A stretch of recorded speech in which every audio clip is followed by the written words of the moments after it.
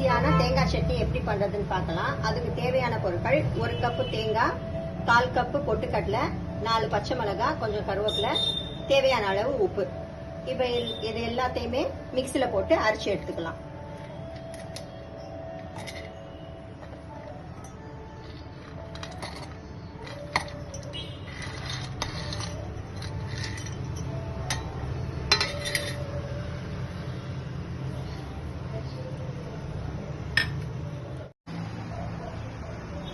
மிக்சியில் அரைச்சதை ஒரு பவுல்ல டிரான்ஸ்ஃபர் பண்ணி வச்சிருக்கேன். இப்ப தாளிப்புக்கு தேவையானது என்னென்னு பார்த்துடலாம். கடுகு, உளுந்தம்பருப்பு, கொஞ்சம் ஜீரகம், கருவேப்பிலை, ஒரு காஞ்ச மிளகாய். இப்ப தாளிச்சிடலாம். எண்ணெய் காஞ்சிருச்சு. அதுல ஃபர்ஸ்ட் கடுகு, ஜீரகம், உளுந்தம்பருப்பு 3ஐயும் போட்டுடலாம். உளுந்தம்பருப்பு கொஞ்சம் லைட்டா செவந்து வந்த உடனே கருவேப்பிலை போடணும்.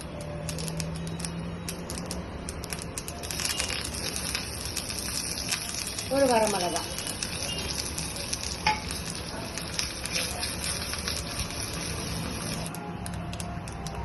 இப்போ அடுப்பு ஆஃப் பண்ணிடலாம்.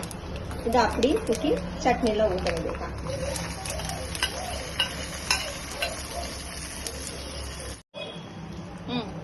அவ்வளவுதான், தேங்காய் சட்னி ரெடி. இப்போ நாம பார்க்க போறது வெங்காய சட்னி. அதுக்கு தேவையான பொருட்கள்: 3 மீடியம் சைஸ் வெங்காயம், 2 மீடியம் சைஸ் தக்காளி, 2 ஸ்பூன் துவரம்பருப்பு.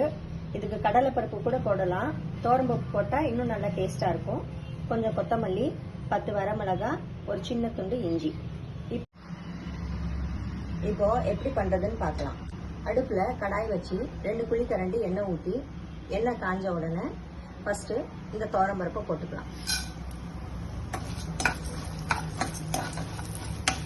இது கொஞ்சம் நல்லா ப்ரௌன் ஆகிற வரைக்கும் ஃப்ரை பண்ணிக்கோங்க. இப்போ வெங்காயம் போடணும்.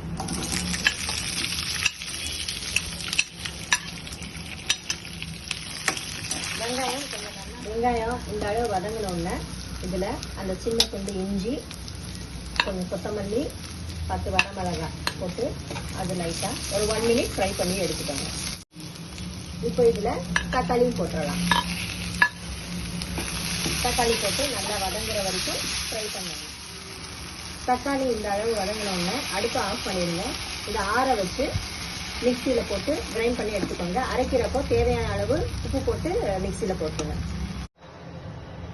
அரைச்சதை இந்த பவுலில் டிரான்ஸ்ஃபர் பண்ணி சட்னிக்கு தாளிச்சிடலாம். தாளிக்கிறதுக்கு அடுப்பில் ஒரு கடாய் வச்சு எண்ணெய் சூடாயிருக்கு. அதில் கொஞ்சம் கடுகு, கருவேப்பிலை, பெருங்காயத்தூள் 3ஐயும் போட்டு அடுப்பை ஆஃப் பண்ணிட்டு இதை சட்னி மேலே ஊற்றிடணும். அவ்வளோதான், சட்னி ரெடி ஆயிடுச்சு. இது இட்லி தோசைக்கு ரொம்ப நல்லா இருக்கும்.